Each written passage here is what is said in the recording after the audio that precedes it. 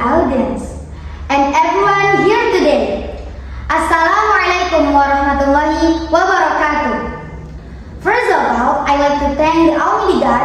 It is because of Him we are all able to attend this contest. Secondly, my salat and salam always be delivered to our Prophet Muhammad sallallahu alaihi wasallam, who had brought us from the darkness to this bright modern era that we live in today.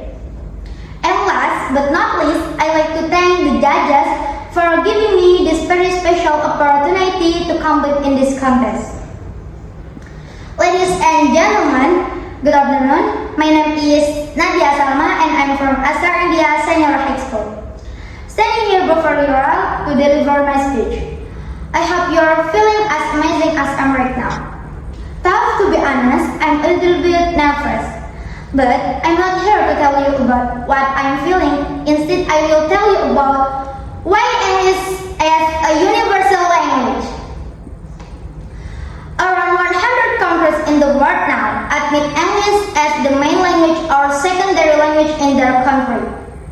Because of it, many of us learning English so we can understand another people's conversation in the world.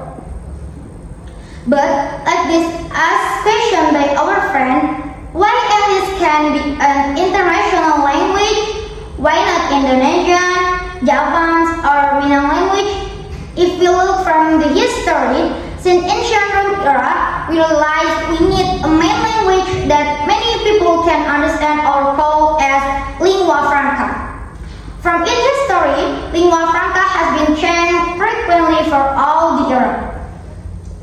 This is also the same with English that have a long history to be lingua franca. Similarly, the big factor that affect how English can be a question mark international language. The first factor is British colonialism. After Industrial Revolution era, Great Britain became a country with the most progressive technology and military. This condition made Great Britain become a country with largest colonies and make their language is the most used language in the world. Then, the factor is not only from Great Britain, but at the beginning of 20th century, another country using English. United States appears as a country with the biggest economic growth in the world. Similarly, the United States huge economic growth foreign other countries in the world to use dollar and certainly communicate in English. In effect, the globalization phenomenon also strengthened English as a universal language.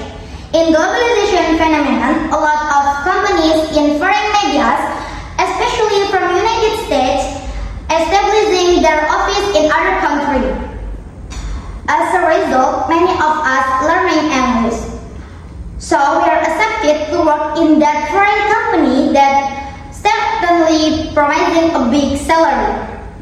Other than that, foreign media broadcast that using English that oftentimes we hear and watch makes us also habitually using English. Interestingly, English has been predicted will still become international language until many years later. In 1050, India has been predicted will be a country with the most citizens in the world, beating People's Republic of China. Until now, India makes Hindi and English as their official language. The result, these countries' influence in the future also strengthen English as international language. And yeah, for us that haven't learned English, maybe we'll think again to learn it. Because maybe in the future we will say bakso as meatball and not bakso anymore. Finally, ladies and gentlemen, that's all for my speech. I hope we are all learn something new from it and enjoy it. Thank you very much for your attention. Wassalamualaikum warahmatullahi wabarakatuh.